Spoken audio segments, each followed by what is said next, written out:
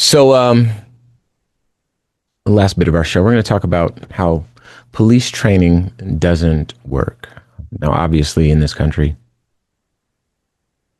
people have been taught to fear so much. Uh, you know, uh, and I went to school. I went to business school, and I'm not just saying this stuff. I went to business school a bunch of times. I have a master's degree in business. So one of the things I learned, my undergrad is in marketing. Obviously, I learned that sex sells because, you know, but fear is just as powerful of a motivator. Indeed, it triggers the same part of your brain, the limbic brain that Q mentioned earlier. So, people who are afraid will do nonsensical, irrational things that don't support the outcomes that they indeed make sense. And I think that policing is an example of exactly how people can be motivated to do things that don't really work. Giving police more money, giving police tanks, giving police increased police presence, even though the data says that crime is not dropping because of these expenditures in any meaningful or significant way, people will still do the same thing because their logic tells them that, well, police keep us safe. Police fight crime. Police hinder people from partaking in criminal activity. And it's just simply not true. Understanding the motivation for crimes and all that sort of stuff, and then addressing the root causes of it actually does have an impact on crime. And this is kind of what a lot of what Q and I talk about is based around. But a lot of folks aren't ready yet to have that conversation. And one step prior to getting there is, the police just aren't as effective as we'd like, but we can train them. We can train them not to be abusive. We can train them not to go into your neighborhoods and kill all of your children. We can train them to be less aggressive. We can train them to understand their own biases and give them some cultural sensitivity training and so forth. And indeed, that is also a fallacy. And so the only thing that addresses the root problem is addressing the root problem. But for today, we're going to talk about police training. So I'm going to share something this is from Washington University. If you want to check it out yourself, go to source.washu.edu and you can find the entire article. So I'm going to share a quote. Our findings suggest that diversity training as it is currently practiced is unlikely to change police behavior, unquote, said study lead author Calvin Lay, an assistant professor of psychological and brain sciences and arts and sciences at Washington University in St. Louis. Quote, officers who took the training were more knowledgeable about bias and more motivated to address bias at work, unquote, Lay said. Goes on to say, however, these effects were fleeting and appeared to have little influence on actual policing behaviors just 1 month after the training session, unquote. Published February 3rd in the Journal of Psychological Science, the study evaluates the experiences of 3,764 police officers from departments across the nation who participated in one-day bias training sessions provided by the nonprofit Anti-Defamation League. Officers participating in the study had an average of 15 years of service, and most had been with their departments for more than 5 years. Most were below the rank of sergeant. 77% were male, and 79% held a bachelor's degree or higher. Among those who reported their race, 47% were white, 20% were black, 27% were Hispanic/Latino, and 2% were Asian. While the training produced an immediate and long-lasting understanding of bias, it delivered only a temporary bump in concerns about bias and in the motivation to use strategies to limit bias in law enforcement interactions. Quote, our study indicates that the current generation of diversity training programs are effective at changing minds, but less consistent at changing behavior, unquote. And that is directly from Calvin Lay himself. So before I offer anything, I want to make sure I give you plenty of time here, Q. I know you knew this already, but, I want you to share your thoughts with our listeners. You can't train a car to be a bike.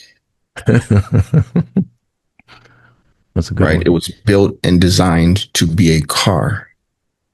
So if you put it through training on how to drive on two wheels, how to balance handlebars, how the handbrake works, that information will now be a part of the car's right digital memory if it's part of the programming.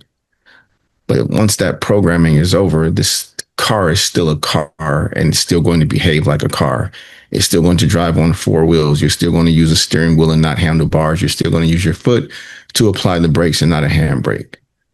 Right. And this may sound like a ridiculous, analogous way of going about explaining this, but policing in this country has a very, very long history, a very, very long infrastructure, and a very, very well learned design.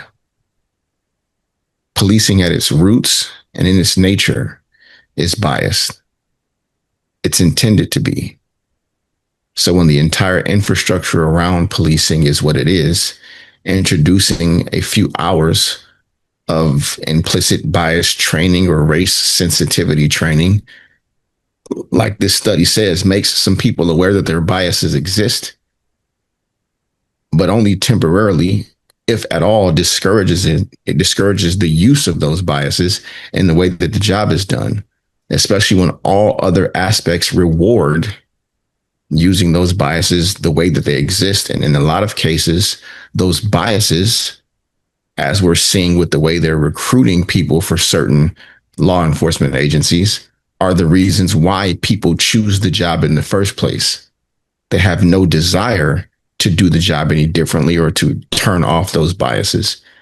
It's why they signed up to get a badge and a gun, so they could bully people, so they could bully the people that they don't like, so they can bully the people that they've considered to be criminals their whole lives based on how they look.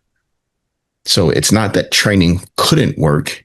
It's that it doesn't, because those going through it have no desire to change their behaviors. The reason that they're there is because those biases exist. You know what? You'll remember this, Q.